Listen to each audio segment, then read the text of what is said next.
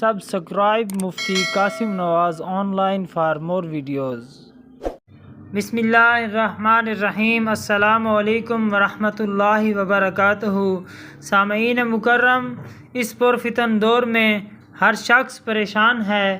کسی کو گھریلو ناچاکی ہے تو کوئی رزق کی تنگی کی وجہ سے پریشان ہے، کوئی نوکری نہ ملنے کی وجہ سے پریشان ہے تو کوئی رزق کی تنگی کی وجہ سے پریشان ہے.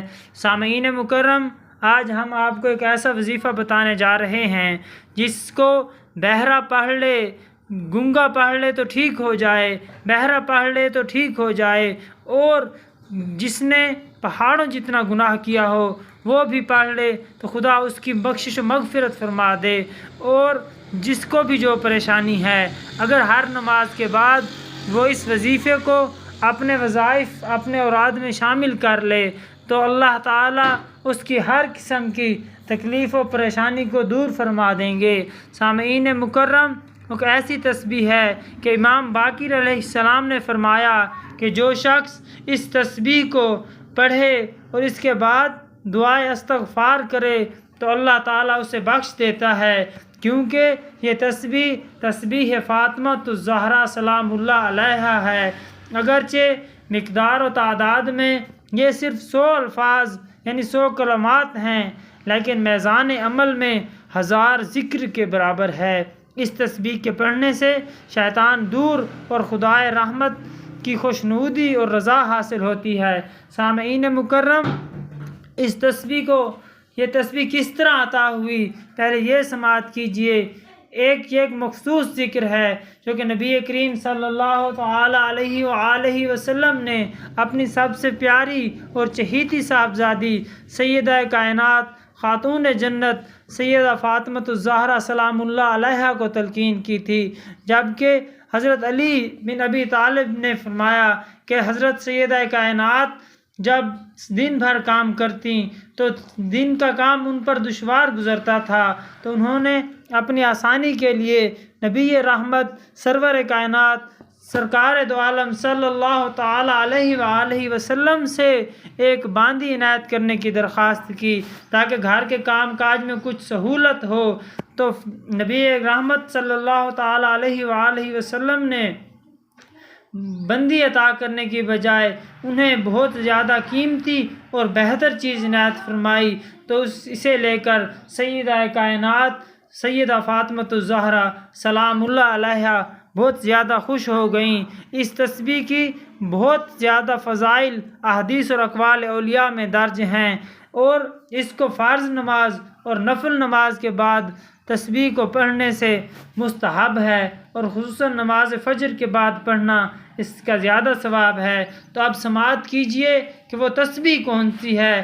وہ تسبیح یہ ہے کہ سبحان اللہ کے کلمات 33 مرتبہ کہنے ہیں، پھر الحمدللہ شریف کے کلمات کو 33 مرتبہ کہنا ہے، اور پھر اللہ اکبر کے کلمات کو 34 مرتبہ کہنا ہے. ایک بار دوبارہ سماعت کیجئے کہ 33 مرتبہ سبحان اللہ، 33 مرتبہ الحمدللہ اور 34 مرتبہ اللہ اکبر کہنا ہے.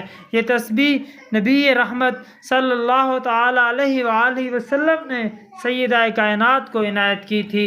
اور حضرت امام باقر علیہ رحمہ فرماتے ہیں کہ سیدہ کائنات کو نبی کریم صلی اللہ علیہ وآلہ وسلم نے یہ جو تسبیح عنایت کی تھی یہ سب سے اعلیٰ اور افضل تسبیح تھی.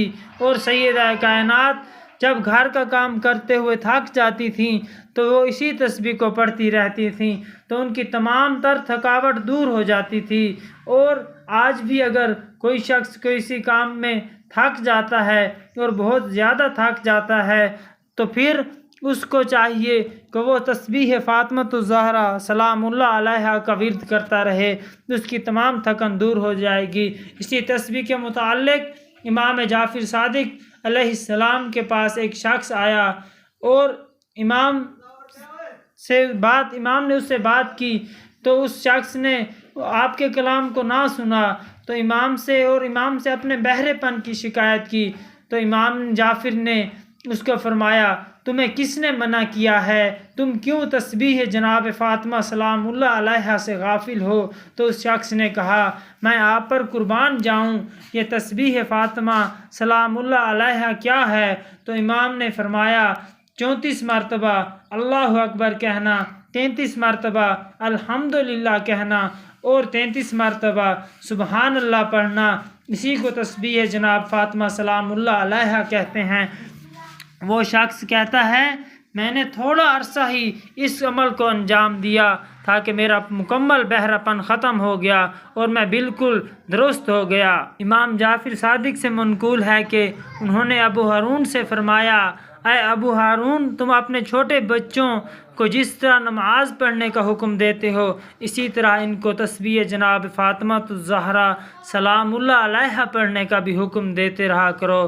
تم بھی اس کو پڑھنے کو اپنے لیے لازم بنا لو، کیونکہ جو شخص اس کو پر دوام پکڑتا ہے وہ کبھی بھی بدبختی اور سستی میں مبتلا نہیں ہوتا۔ سامعین مکرم، اپنی مکمل سستی کو اور کاہلوں کو دور کرنے کے لیے اور اپنی تمام تر مشکلات کو ختم کرنے کے لیے اس تسبیح کو اپنے معاملات میں شامل کر لیجئے۔ اللہ کے حکم سے آپ کی تمام تر پریشانیاں دور ہو جائیں گی۔ ہر نماز کے بعد یہ 5 منٹ کا وظیفہ ہے، اس کو آپ اپنے اوپر لازم کر لیں، انشاءاللہ آپ کے تمام تر مشکلات حل ہو جائیں گی۔ اللہ امید ہے بات سمجھ آ گئی ہوگی۔ اللہ تعالی ہم سب کو عمل کرنے کی توفیق عطا فرمائے۔ اللہ تعالی ہم سب کا حامی و ناصر ہو۔ اللہ تعالی ہم سب کو اپنی حفظ و امان میں رکھے، آمین۔ Subscribe Mufti Qasim Nawaz on line for more videos.